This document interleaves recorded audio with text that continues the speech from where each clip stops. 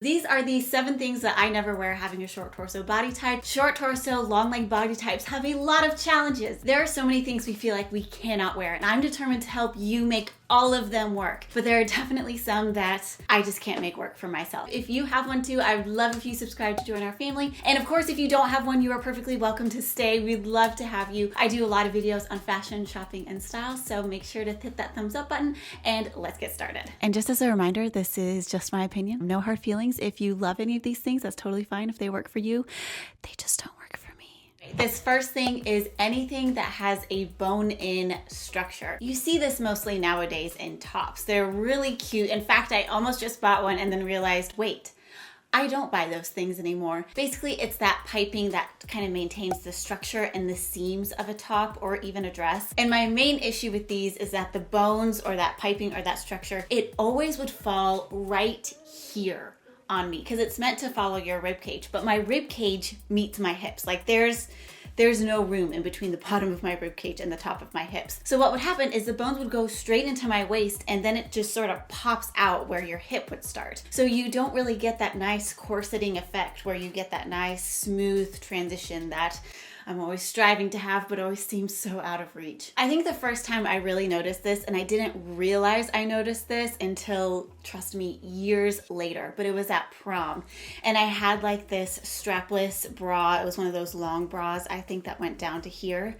And it always bothered me that it never looked like a nice corset. It always stopped here and then my hips would just pop out. And it was always a little uncomfortable too because it's like poking all of your organs because they're already squished down. I really never connected those dots until relatively recently. I sort of begrudgingly don't wear those kind of tops, not because I don't love them, but just because they never look on me how I want them to.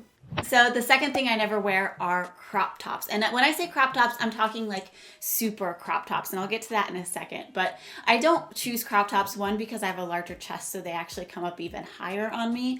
But then also, I'm a little insecure about my stomach. So already for me, crop tops are a little bit difficult. But the reason I especially don't like them having a short torso is because it just sort of emphasizes your disproportions even more. It's just highlighting that this part is smaller and that part is longer, which is fine. But again, it's all about, for me, feeling comfortable in what I'm wearing and feeling really confident and being able to walk into a room feeling completely myself and not feeling like I'm out of balance. But I do like longer cropped things. So I definitely think there are some crop tops and even some cropped jackets that short torsos can wear. You just have to find where on your body is a really natural place for a crop top to come. So for example, I have a top that comes down to, well, here. And it's technically a crop top, but because my torso is short already, it more just looks like a t-shirt, which is totally fine for me. So longer crop tops are one of the things short torsos can get away with, but if you want to go any shorter, if you want to show skin here, you really have to be thinking about what you're wearing on the bottom and how you're going to balance everything out. Ugh.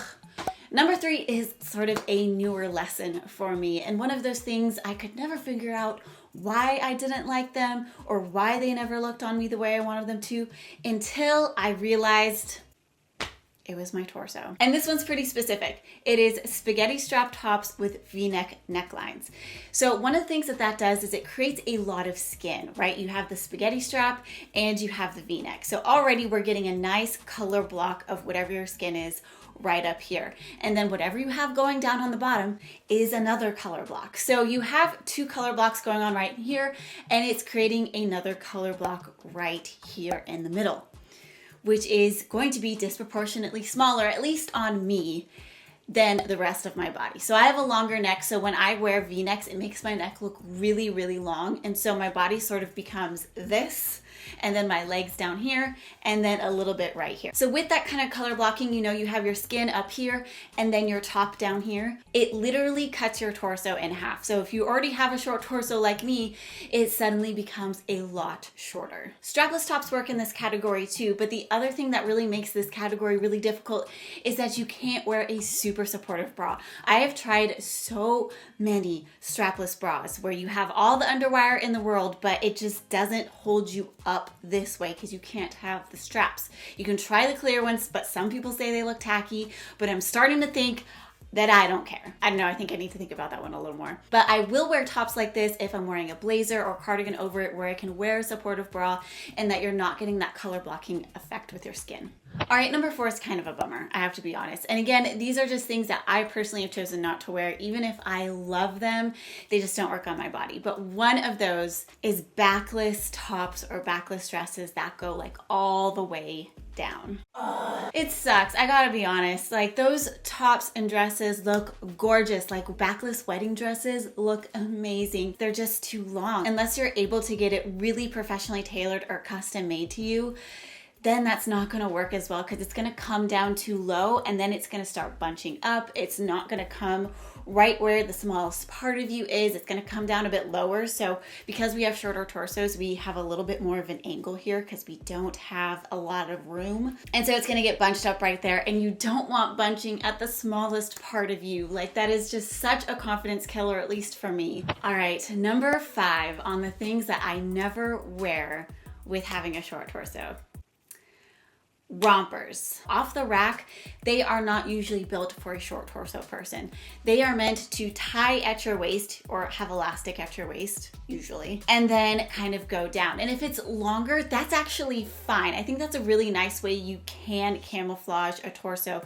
It's if it doesn't tie at the waist. But I've just never found a romper that looks good when it comes to my waist and then thereafter. Because by the time it gets to my waist, it hits my hips, and so it starts flaring out, and then I look like I'm wearing like a diaper. Or if you can find one where the waist, it doesn't come right here at your hips and make that puffy thing right here, it means the waist usually comes a little bit further down, which is not at the smallest part of me. So I really just can't win with rompers. I've never found one that I love, but hey, you never know. I might find one, and if I do, I'll share it with you. Number 6, it's a little bit different because it's a detail, and that is I will never wear pants that go past my ankle. Now, if it comes at my ankle, totally fine, totally in the game.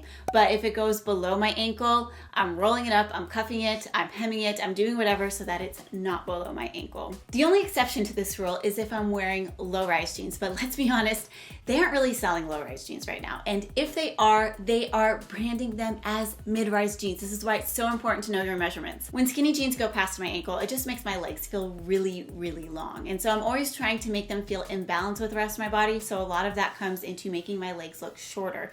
Now, if you love your long legs, I'm not by any means saying that that's bad.